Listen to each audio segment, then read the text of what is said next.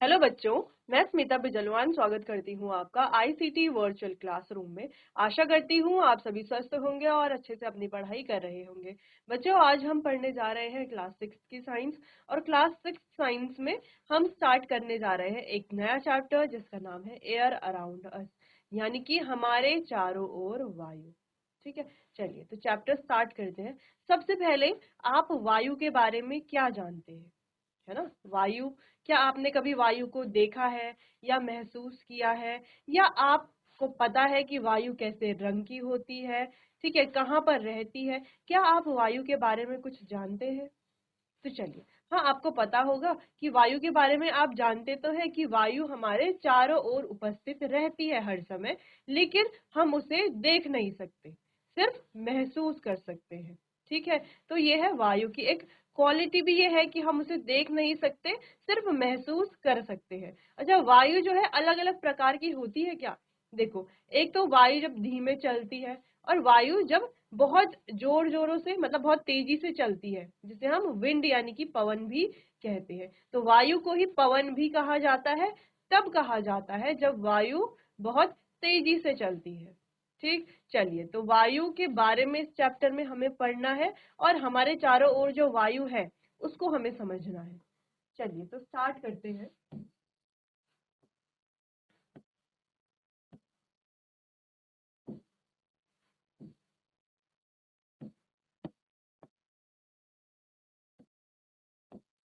चलिए, तो क्या हमें यहाँ पर एक फिरकी दिखाई दे रही है? बिल्कुल। ठीक है, अब ये जो फिरकी है ये कुछ ऐसे दिखती है, देखो ऐसे, इस तरह की फिरकी आपने भी देखी होगी। ठीक है, अब ये जो फिरकी है, क्या ये कुछ काम करती है? हाँ, जब ये फिरकी एक जगह में रखी हो तो आप देखते हो कि जैसे ही हवा चलती है तो ये फिरकी जो है गोल गोल से घूमने लगती है। ठीक है, चलिए, तो क्या आपने पतंग को कभी फ्लाई होते हुए देखा है आकाश में? देखा है कभी कि पतंग जो है पहले नीचे है, उसको ऊपर लेके जाओ तो फिर वो आकाश में ही उड़ती रहती है। ठीक है, तो ऐसा किस वजह से होती है, कैसा, ऐसा किस वजह से होता है? अगर आपसे पूछा जाए तो आप क्या कहेंगे? तो ये सभी होता है वायु की वजह से। This is all because of air. किसकी वजह से? वायु की वजह से। ये सभी होता है वायु की वजह से। तो वायु की वजह से क्या क्या चीजें हो रही, जैसे आपने कभी अपने घर के आसपास तार देखी होगी। तार में आपने कई सारे कपड़े अगर टांगे रहते हैं तो आप क्या देखते हो कि ये जो कपड़े हैं ये तार में क्या होते हैं, हिलते रहते हैं, है ना? हिलते, ऐसे नहीं है कि एक जगह पे बिल्कुल स्ट्रेट रहते हैं, नहीं, क्या होते रहते हैं, हिलते रहते हैं। तो ऐसा किस वजह से होता है? ऐसा भी वायु की वजह से होता है। ठीक, चलिए, तो कई सारी चीजें हैं ये जो वायु की वजह से होती है।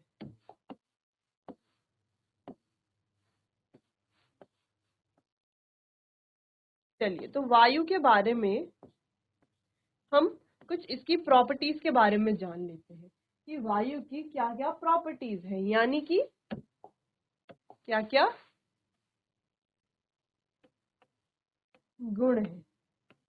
ठीक है, तो आगे बढ़ने से पहले कुछ गुण ऐसे होंगे जो आपको पहले से ही पता होंगे, है ना? वो हम यहाँ पर लिख देते हैं, जैसे कि, चलो आगे ही देखते हैं।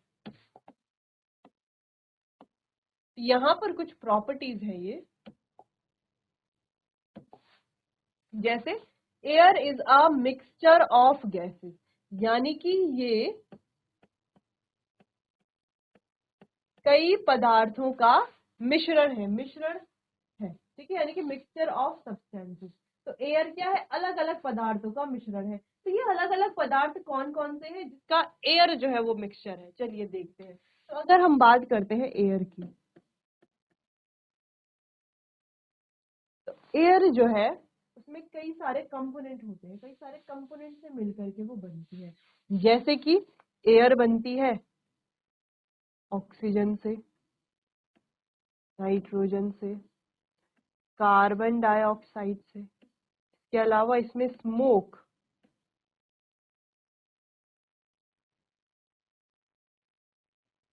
यानी कि धुआं भी होता है। इसके अलावा इसमें डस्ट, यानी कि धूल भी होती है और अन्य गैसें,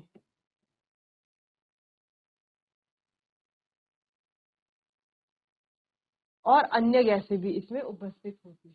ठीक है, तो इन सभी चीजों के मिश्रण से मिलकर के बनती है वायु।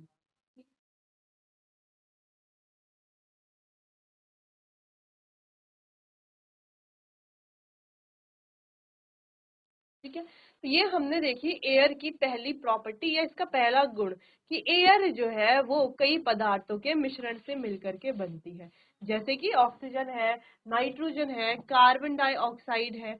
ठीक है, चलिए अगर हम यहाँ पर बात करें कितने कितने परसेंटेज ये होती है, देखो बच्चों 78% तो सिर्फ नाइट्रोजन होती है एयर में, 78%। 21% ऑक्सीजन होती है।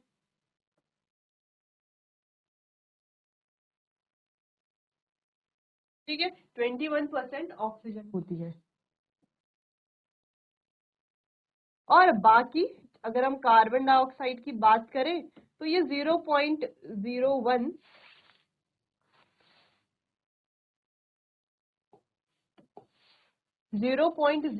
से 0.02% तक होती है, या हम कहें कि बाकी की ये सारी गैसेस जो है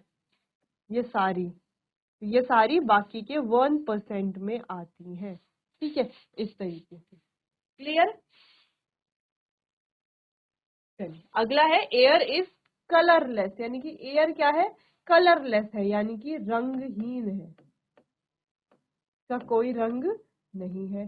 टेस्टलेस भी है, यानी कि स्वादहीन है, यानी कि इसका कोई स्वाद भी नहीं है। अगला ऑर्डरलेस, यानी कि सुगंधलेस, या हम कह सकते हैं गंधहीन। क्या है, एक गैसीय सब पदार्थ है।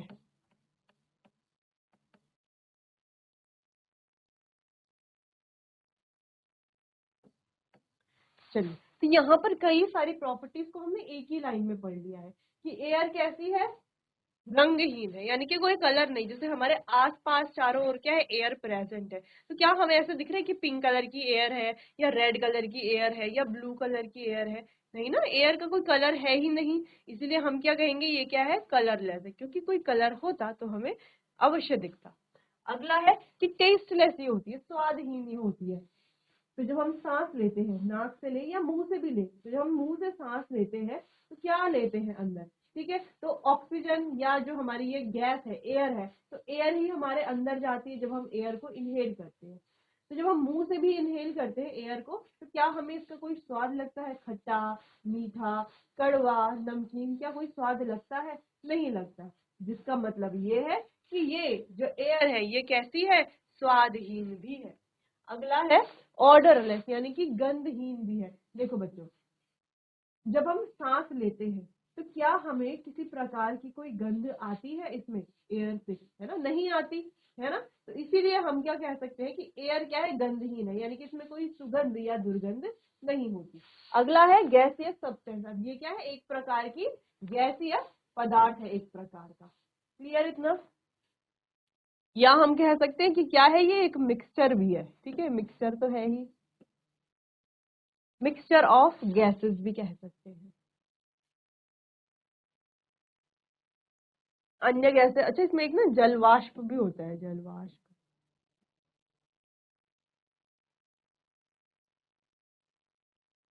ठीक, क्लियर। चलो अगला है air has weight and exert pressure in all direction.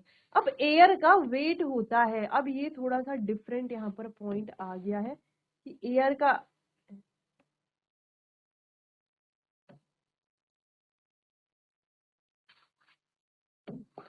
Air का क्या होता है, वेट होता है, यानी कि कुछ ना कुछ वजन होता है, या हम कहें द्रव्यमान होता है ना, मास कह सकते हैं इसको, मास।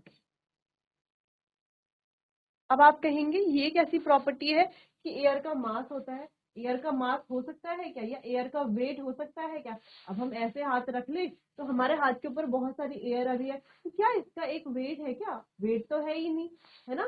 तो हमें क्या लग रहा है कि वेट नहीं है, लेकिन अगर हम ध्यान से इसको देखें बच्चों,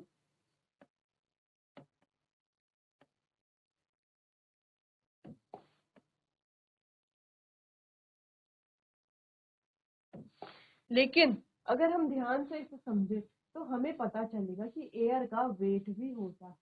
ठीक है, तो कैसे पता चलेगा हमें कि एयर का वेट होता है? देखो, बहुत सारे तरीके हैं, बहुत इजी इजी तरीके भी हैं। हमें क्या करना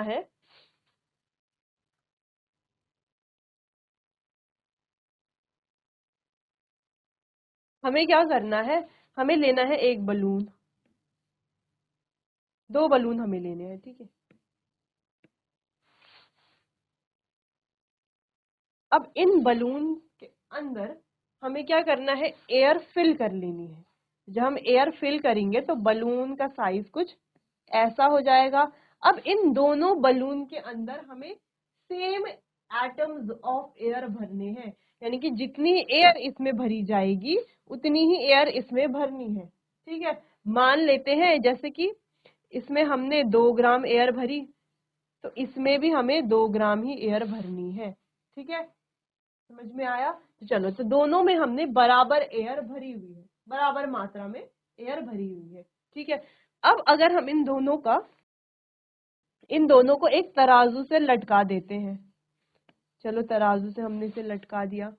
अब हम क्या देखेंगे कि तराजू बराबर पे होगा, है ना, क्योंकि जो दो चीजें हमने रखी हैं वो बराबर ही हैं। जैसे जब हम कोई सब्जी लेते हैं, कोई फ्रूट लेते हैं या कोई भी अन्य सामान लेते हैं, तो जब उसे तराजू पे रखा जाता है, मान लीजिए हमें लेने हैं 1 किलो एप्पल्स लेने हैं। ठीक है, तो यहाँ पर तराजू के इस तरफ 1 किलो का वेट रखा जाएगा, 1 kg का वेट रखा जाएगा, और इस तरफ क्या रखा जाएगा, 1 kg एप्पल्स रखे जाएंगे। ठीक है, तो दोनों बराबर कब होंगे, जब 1 kg का वेट जो है 1 kg एप्पल्स के बराबर होगा। अगर एप्पल ज्यादा हो गए 1 kg से, तो तराजू जो है एप्पल की तरफ झुक जाएगा। ठीक है, तराजू को ऐसा होना चाहिए था सीधा, तो तराजू ऐसा हो जाएगा, एप्पल की तरफ झुक जाएगा। क्लियर है? और अगर कम होगा तो एप्पल जो तराजू में जो वेट है, वेट नीचे झुक जाएगा और एप्पल वाला ऊपर रहेगा, अगर हमने एप्पल 1 kg से कम रखे हैं। क्लियर इतना? ठीक, तो यहाँ से ये जो वेट वाला तरीका है, यही हमें यहाँ पर अपनाना है कि देखो, इनमें से जो भी भारी होगा वो नीचे की तरफ आएगा और जो हल्का होगा वो ऊपर की तरफ रहेगा। ठीक है, चलो, तो दोनों में हमने बराबर की एयर भर दी है। अब हमें क्या करना है, एक पिन से इस वाले बलून की जो एयर है वो निकाल देनी है बाहर। ठीक है, इस वाले बलून की एयर निकाल देनी है बाहर। तो हमें क्या दिखेगा, ये जो बलून है, ये वाला बलून तो पूरा भरा हुआ है, और ये वाला बलून क्या है, बिल्कुल इसकी सारी हवा निकल गई है। ठीक है, इस वाले बलून की सारी हवा निकल गई है। अब हमें क्या दिख रहा है कि जो बलून भरा हुआ है जिसके अंदर एयर है, वो किधर है, वो नीचे की तरफ झुका हुआ है। ठीक है, क्यों झुका हुआ है, यहाँ से क्या समझ में आता है कि इसका वेट क्या है, ज्यादा है। इस वाले बलून का वेट ज्यादा है इस वाले बलून से, इसीलिए ये नीचे की तरफ झुका हुआ है। दूसरी चीज क्या समझ में आती है कि इसके अंदर जो एयर है उसकी वजह से ये झुका हुआ है ना। देखिए, बलून तो ये भी है, बलून ये भी है, लेकिन इसके अंदर जो एयर है उसकी वजह से ये झुका हुआ है, जिससे कि हमें क्या समझ में आता है कि एयर का वेट होता है। क्या होता है, वेट होता है। क्लियर इतना? चलो, अच्छा, अब यहाँ से एक और चीज जो है वो हमें समझ में आती है कि एयर जो है वो जगह भी घेरती है। जैसे अब आप कहेंगे कि ये जो हमारा रूम है, क्लासरूम है, ठीक है, ये जो क्लासरूम है, क्या इसमें जगह घेरी हुई है एयर ने? तो क्या हम ह्यूमन जगह घेरते हैं? हाँ भाई, हम तो जगह घेरते हैं। मान लीजिए एक टेबल है, या मान लेते हैं ये जो हमारा बैठने वाला डेस्क है, ठीक है, चेयर है, ठीक है, बड़ा बेंच है। अब एक व्यक्ति अगर यहाँ पर बैठे हैं, दूसरे व्यक्ति यहाँ पर बैठे हैं, तो क्या तीसरे व्यक्ति के बैठने की जगह होगी? हाँ, अगर कोई पतला सा व्यक्ति है तो यहाँ पर बैठ जाएगा। ठीक है, लेकिन क्या और व्यक्ति को यहाँ पर बैठ सकता है? नहीं बैठ सकता ना। क्यों नहीं बैठ सकता? क्योंकि यहाँ पर अब जगह नहीं है। इन तीनों व्यक्तियों ने यहाँ पर इस जगह को घेर दिया है। तो वही सेम चीज हम एयर के लिए भी कह रहे हैं कि एयर भी क्या करती है, जगह को घेरती है। अब क्या एयर सच में जगह घेरती है? वो हमने यहाँ पर बलून वाले एग्जाम्पल से देख लिया है ना, कि देखो जब बलून छोटा है यानी कि उसमें कोई एयर नहीं है, उसका साइज बहुत ज्यादा कम है। ठीक, जब हमने उसमें एयर भर दी तो उसका साइज क्या हो गया? बढ़ गया है ना। यानी कि उसने बलून के अंदर जो खाली एयर थी, खाली जगह थी, उसको फिल कर दिया है, उसको भर दिया है। या आपने देखा होगा, आप कभी एक बाल्टी लीजिए, एक बकेट लीजिए, उसमें पानी भर दीजिए फुल उसको। अब उसमें आप डालिए एक खाली बॉटल, एक खाली बॉटल आपको डालनी है, जो क्या हो, एक ऐसी बॉटल डालनी है जो खाली हो, और उसको इस तरीके से उल्टा करके आपको डालना है। तो जब आप उल्टा करके बॉटल को इस तरीके, जैसे मान लीजिए ये बकेट है और बॉटल को आप इस तरीके से उल्टा करके, ये ढक्कन वाली साइड है उसकी, ठीक है, इस तरीके से ढक्कन खोल करके खाली बॉटल को जब आप सीधा पानी में डालते हो, नीचे बकेट में पूरा नीचे तक जब आप डालोगे, तो आप क्या देखते हो? क्या ये जो बॉटल है वो पानी से भरती है? नहीं भरती है ना, नहीं भरती है। भरेगी कब पानी से ये? जब इस बॉटल को हम थोड़ा टेढ़ा कर देंगे, तब ये पानी से फिल होना शुरू करती है। तो ऐसा क्यों होता है? देखो बच्चों, ऐसा होता है इसके अंदर वाली एयर से। जब हम इसको सीधा डालते हैं तो ये खाली नहीं है, इसके अंदर एयर है। ठीक है, तो हम ऐसा नहीं कह सकते कि ये जो बॉटल है कि ये कम्प्लीटली एम्प्टी है, ये कम्प्लीटली एम्प्टी नहीं है। इसके अंदर क्या है? वायु भरी हुई है। क्या है इसके अंदर? एयर भरी हुई है। इसीलिए जब हम इसको सीधा करके डालते हैं, इसीलिए जब हम इसको सीधा करके डालते हैं पानी की बाल्टी के अंदर, तो इसके अंदर पानी नहीं भरता। लेकिन जब हम इसको थोड़ा टिल्ट कर देते हैं, यानी कि थोड़ा सा टेढ़ा कर देते हैं बॉटल को, तब हम देखते हैं कि धीरे धीरे पानी अंदर जाने लगता है। लेकिन पानी जब अंदर भरने लगता है बॉटल के, तो बाहर हमें बबल्स दिखाई देते हैं। वो बबल्स क्या है? वो बबल्स एयर के बबल्स है। जब पानी अंदर जाने लगता है बॉटल के, तो बॉटल के अंदर जो भरी हुई एयर है वो बाहर आने लगती है बबल्स की फॉर्म में, तब हमें वो बबल्स दिखते हैं। ठीक, तो यहाँ से हम क्या समझ गए कि एयर क्या करती है? जगह घेरती है। ठीक है, जगह घेरती है। दूसरी चीज एयर का वेट होता है, यानी कि वजन होता है, जो कि हमने यहाँ पर देख लिया। तीसरी चीज है air exert pressure in all direction. अब एयर क्या करती है? सभी डायरेक्शन में प्रेशर को क्या करती है? एक्सर्ट करती है। ठीक है, हर डायरेक्शन में प्रेशर एक्सर्ट करती है। अब इसको हम आगे एक्सपेरिमेंट से देखेंगे। अगली प्रॉपर्टी है in order to understand various properties let us try them. अब ये जो प्रॉपर्टीज हमने पढ़ी है, इनको समझने के लिए एक बार हमें इन्हें ट्राई करना पड़ेगा, या इनसे रिलेटेड जो एक्सपेरिमेंट्स है वो परफॉर्म करने पड़ेंगे, जिससे कि इन सारी प्रॉपर्टीज को हम अच्छे से समझ पाएंगे और लंबे समय तक याद रख पाएंगे। क्लियर है? चलिए पहले इतना नोट कर लीजिए, फिर आगे बढ़ते हैं।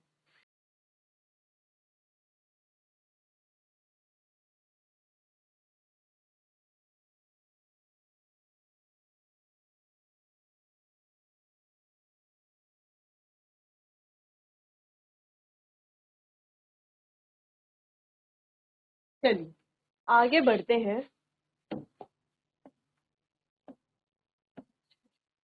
अब यहाँ पर एक स्टेटमेंट आता है कि एयर इज अ मैटर, यानी कि एयर क्या है?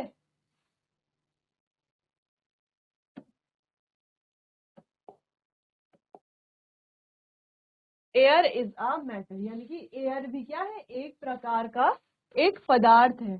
ठीक है, तो सबसे पहले हमें पता होना चाहिए मैटर यानी कि पदार्थ क्या होता है।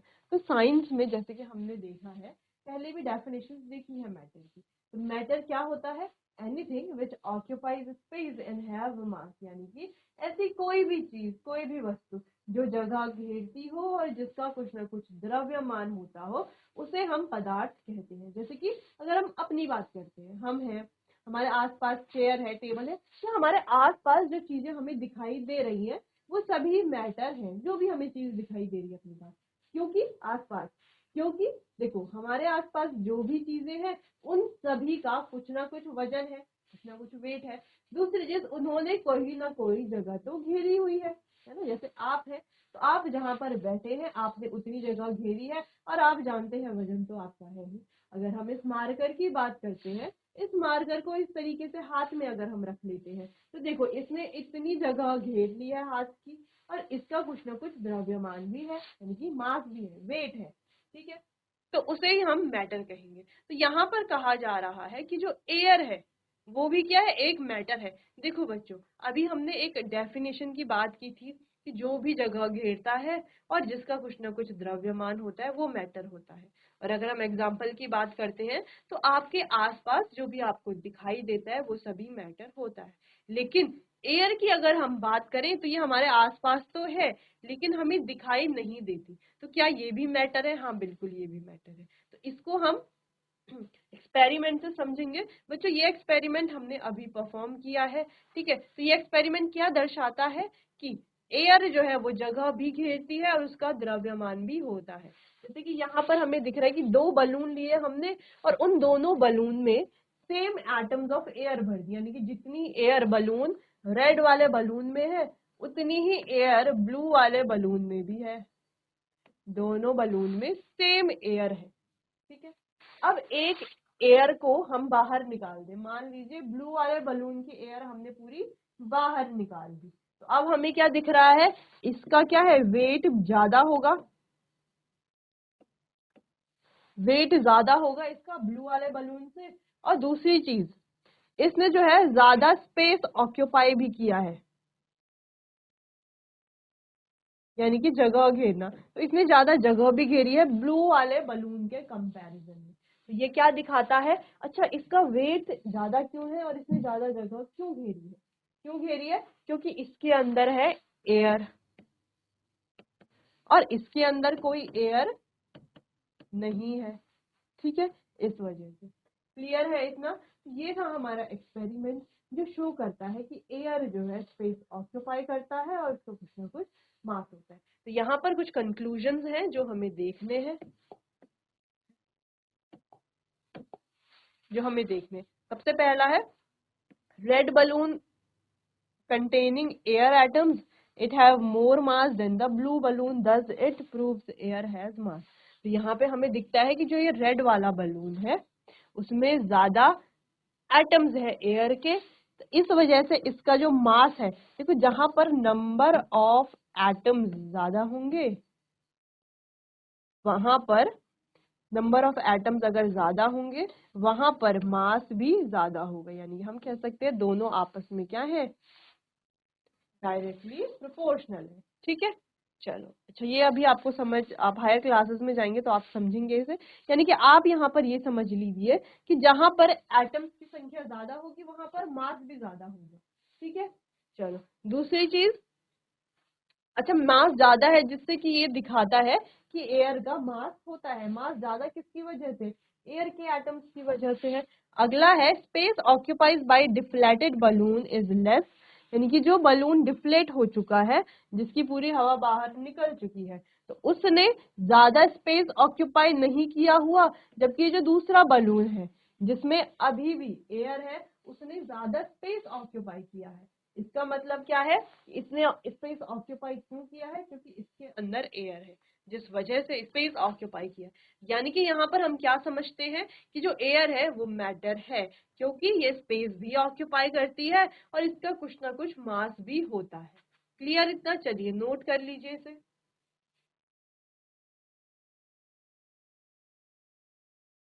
चलिए बच्चों, तो यहाँ पर हमने एयर के बारे में समझा कि एयर कैसी है, उसे हम सिर्फ फील कर सकते हैं, टच नहीं कर सकते, क्योंकि वो इनविजिबल है, हमें दिखाई नहीं देती। इसके अलावा हमने एयर की कुछ प्रॉपर्टीज के बारे में बात की कि ये कलरलेस है, इसके अलावा टेस्टलेस है, ऑर्डरलेस है, गैसियस मिक्सचर है, यानी कि अलग अलग गैसों का ये एक मिश्रण है। इसके अलावा हमने बात की एयर क्या है, एक मैटर भी है, यानी कि ये स्पेस ऑक्यूपाई करती है और इसका कुछ ना कुछ मास भी होता है, ठीक, जिसको हमने एक्सपेरिमेंट से समझा।